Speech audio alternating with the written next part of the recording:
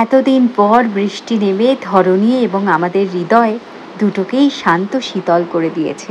কিন্তু বৃষ্টি পড়লেই মন কিরম খাই খাই করে না?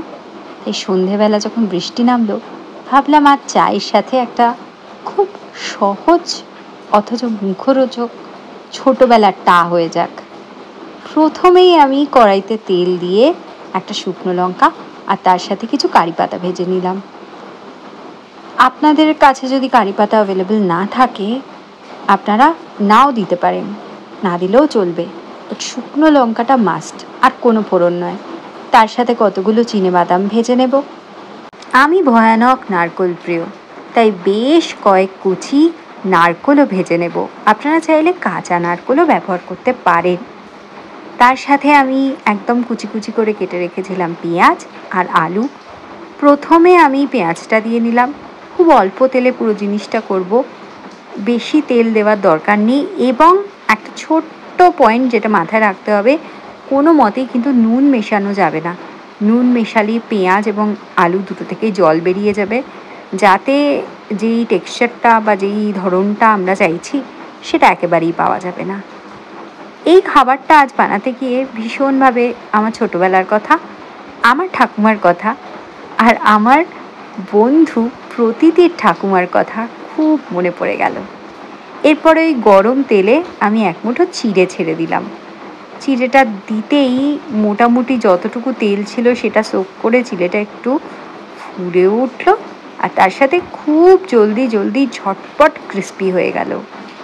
তো এর পরের ব্যাচের চিড়েগুলো ভাজতে গিয়ে দেখলাম তেল শেষ। অগত্যা নতুন করে তেল কেটে আরও একবার চিড়ে ভাজলাম। আপনাদের কাছে যদি ঘি থাকে এবং আপনারা যদি ঘিয়ে ভাজা খেতে চান, তাহলে কিন্তু এটা ঘিতে ভাজবেন, এর স্বাদ দ্বিগুণ হয়ে যায়। ছোটোবেলায় প্রতীতির বাড়িতে বিকেলবেলা বেড়াতে গেলে লাকি দিদা মানে ওর ঠাকুমা ঘিয়ে ভাজা চিড়ে আর তার সাথে নারকোল কোড়া আর চিনি মেখে খেতে দিত। আমার বম্মাও দিতেন। তার সাথে আমরা এরকমভাবে নোনতাটাও খেতাম। আর যেহেতু চিড়ে একটু কম ছিল, তাই ভাবলাম নোনতাভাবেই মাখি। সবার আগে ভেজে রাখা বাদাম, কারি পাতা, আলু, পেঁয়াজ সবটাতে অল্প একটু নুন দিয়ে মিশিয়ে নিলাম। তারপর চিড়েটাকে একটা পাত্রে তুলে রেখেছিলাম। সেটায় হাত দিয়ে মেশাতে গিয়ে দেখলাম ভয়ানক গরম, তাই জন্য একটা হাতা দিয়ে মেশালাম। একটা জিনিস আমি রেকর্ড করতে ভুলে গেছি, এখানে আমি অল্প একটুখানি গোলমরিচও দিয়েছিলাম। আপনারা যারা আমাকে প্রথমবার দেখছেন, আমার ভিডিও ভালো লাগলে ফেসবুক থেকে ফলো আর ইউটিউব থেকে সাবস্ক্রাইব করুন।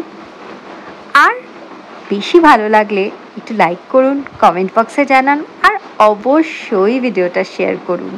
তো এখানে আমার বোন বললো ও আমাকে মেশাতে হেল্প করবে। ও দুটো বাটি এভাবে নিয়ে ঝাঁকিয়ে টাকিয়ে ভীষণ সুন্দর করে মেখে দিল। আর কি জমে গেল আমাদের বৃষ্টিমুখর সন্ধ্যা। বাড়িতে এভাবে বানিয়ে খেয়ে দেখবেন আর আমাকে জানাবেন কেমন লাগলো। আজকের ভিডিওটা এই পর্যন্তই। দেখা হচ্ছে খুব শিগগিরই।